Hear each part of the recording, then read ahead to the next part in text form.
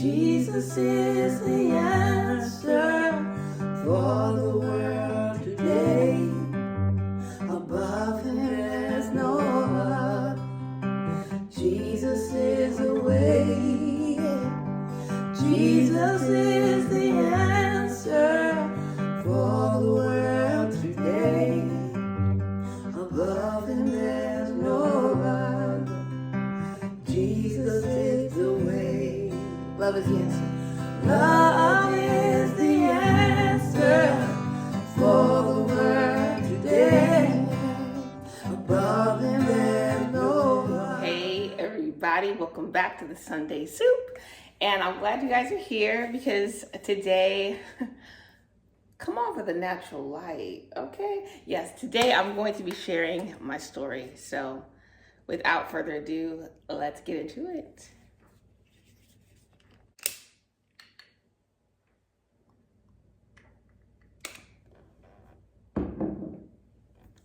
So I am finally ready to share a little bit of what I have experienced in my life for the last four to 5 months. And yeah, it's time. So most of you guys have seen, I just had my second child just a few weeks ago. Thank God. And it's been a very bumpy ride here, to say the least. So I'll take you back. So back in 2024, I was carrying my second child and my pregnancy was going pretty well. Very typical for me to get sickness and nausea and all that stuff. I didn't know if anything was really wrong, but I did notice that I was not able to be as active as I was in my first pregnancy. In my first pregnancy, I was like running 5Ks and stuff. And this one, I was barely walking for 1 mile before I started feeling a lot of pressure, a lot of tightness. And so after about 22 weeks into my pregnancy, I started to bleed. And very fortunately, my mom had come in for the weekend just randomly.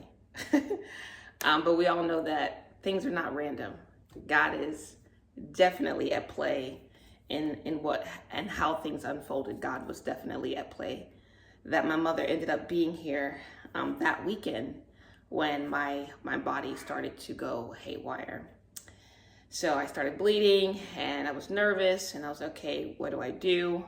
Should I wait till my OB appointment, which was that Wednesday coming up, or should I just go to the hospital? And finally, after going back and forth, my mom just convinced me, look, just go. You don't want to risk something going wrong, and you could have done something. So I did. As my child is getting a little antsy. So I drove myself to the emergency room. So they ran a couple of tests, did an internal ultrasound and an external ultrasound. And I got to see the baby. I saw that they were okay, so I had a little bit of relief.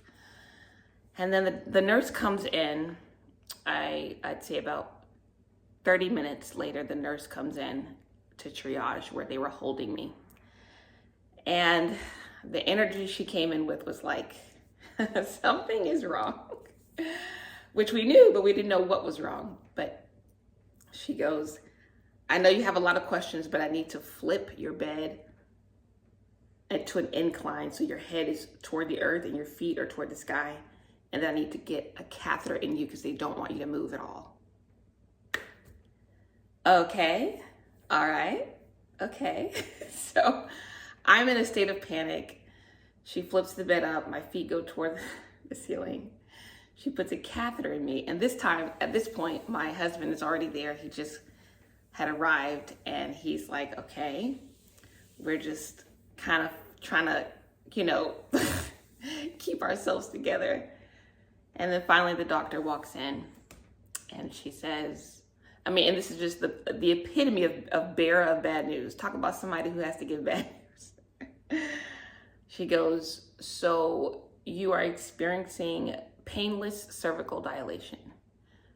So pretty much my body is dilating, my cervix, and the membranes are funneling out into the cervix and into the vaginal canal.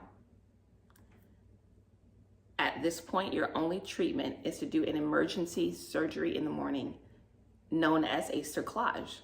And this procedure is done by a surgeon that will stitch your cervix closed to hold your pregnancy. Go figure. It's like somebody just picked me up and put me on the set of a horror movie and said, go. Hold on. Who are you talking to? What are you saying?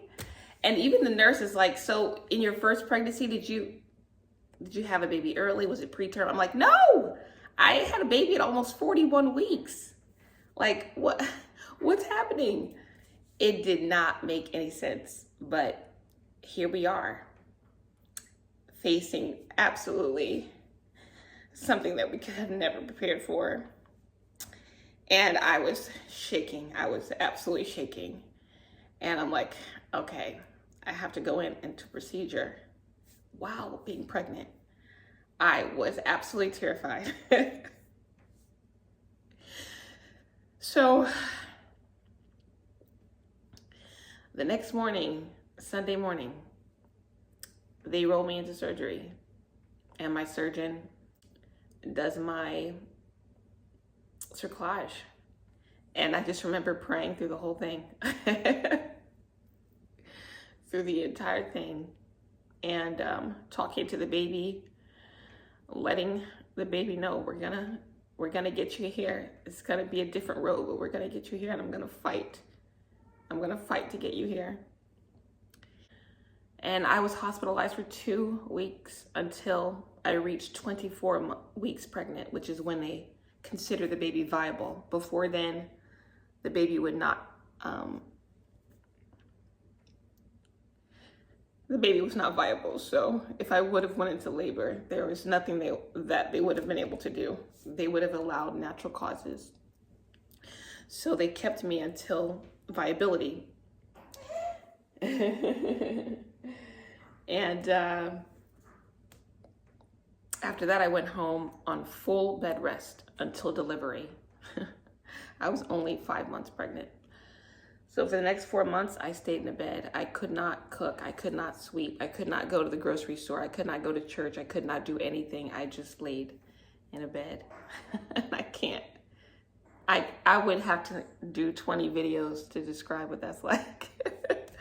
Because I'm definitely not the lay down person. I'm pretty active. And so that was a challenge within itself. And I was surrounded by so much love. My community poured so much love onto my family during that time, but it was very challenging. It was an experience that I will never forget. And very fortunately, at 36 weeks, I carried all the way to 36 weeks, and they were able to take my cerclage out. So they had to remove the stitches as well. And it was one of the biggest relief. I was so relieved. And I stayed pregnant for another 2 weeks after that with no cerclage. At 38 weeks, I was able to have the baby. And yeah, that's that's my story, and I'm sticking to it. So, in a nutshell, I survived a high-risk pregnancy. I survived a procedure while pregnant. I survived 4 months of bed rest. I survived not being able to take care of my 2-year-old for 4 months. And that was a task. But I'm just so grateful, first of all, to my mom, who took the brunt of it and completely just jumped in both feet. I don't think I would have been able to carry that long had I not had her here. And my incredible partner, who took on so much during this time, so that we could carry our baby to full term. Thank you so much. I love you so much, babe, for everything that you did for our family. to my spiritual community who held us down, and all my friends, all my family who supported us. I just want to say thank you.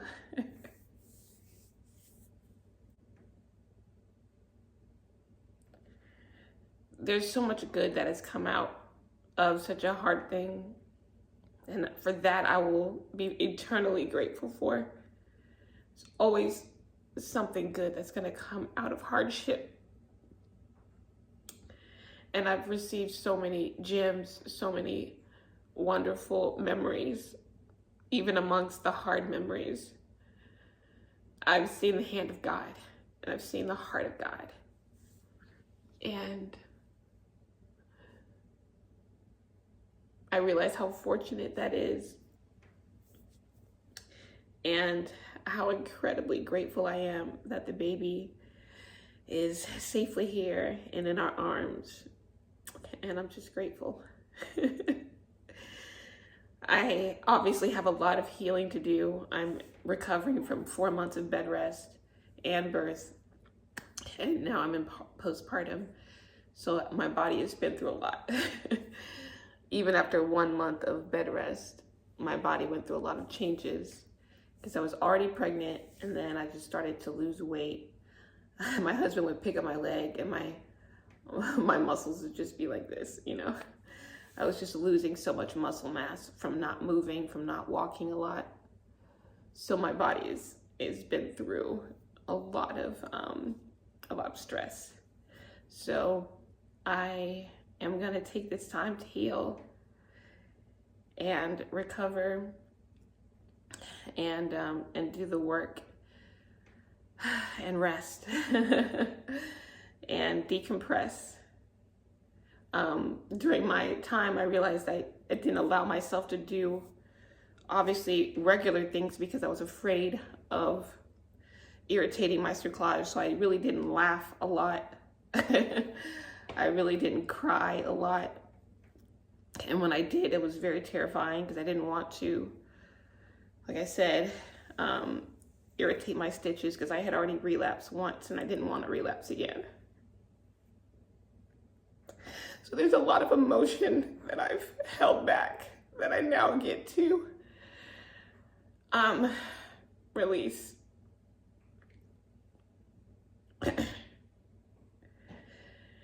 And thankfully, I'm here. Thankfully, I'm here. And the baby's here. And all is well.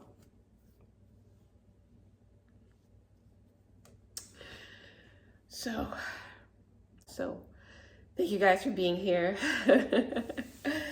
And if you are going through something similar, my heart is with you. I've been there. I know what it's like. And you're gonna be okay. And keep your head up. Keep moving forward. Stay strong. Distract yourself. Love yourself. Reach out to people. Pray.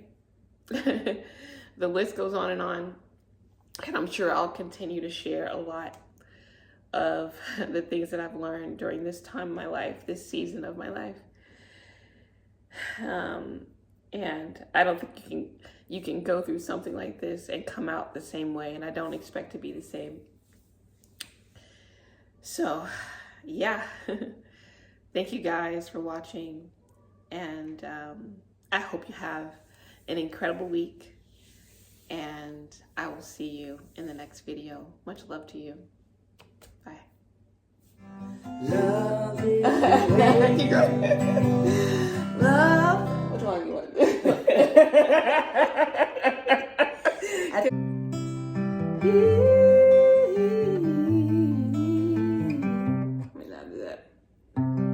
The only way, Jesus is the way. Oh, he's the only way. How good is this song? I love it. Woo, hallelujah. I know you got some mouth. I'm gonna butcher this. So discouragement and peace you cannot find. Reflections of the past seem to face you every day.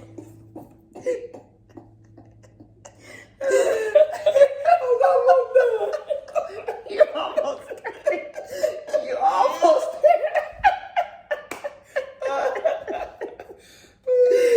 I love it. Okay, where you want to start?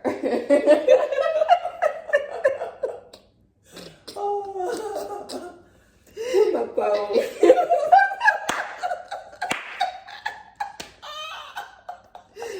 You can use your phone, Mom. Yeah. Okay. Let's do that.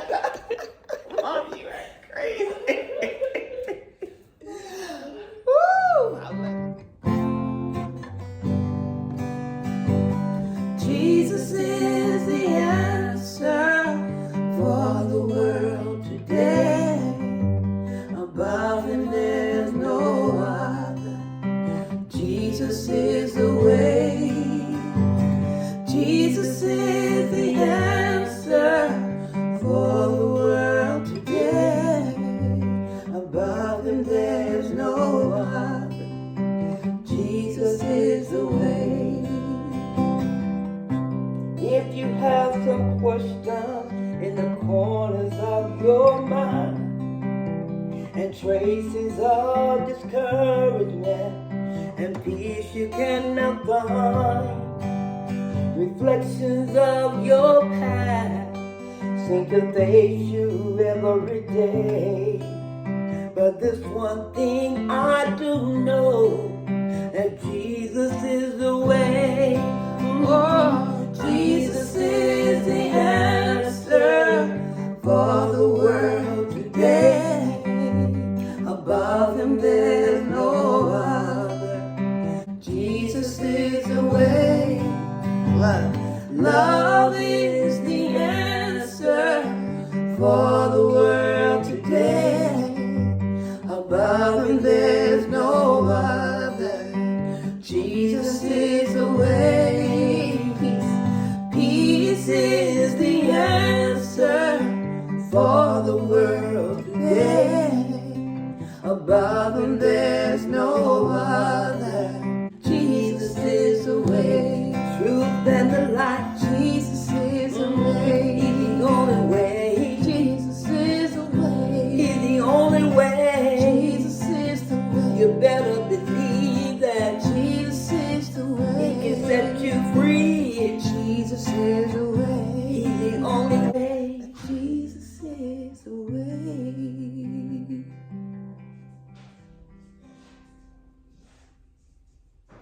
Thanks, Mom. You're welcome, baby. Oh, I'm glad we finished this. Yes, that was beautiful. I love that song.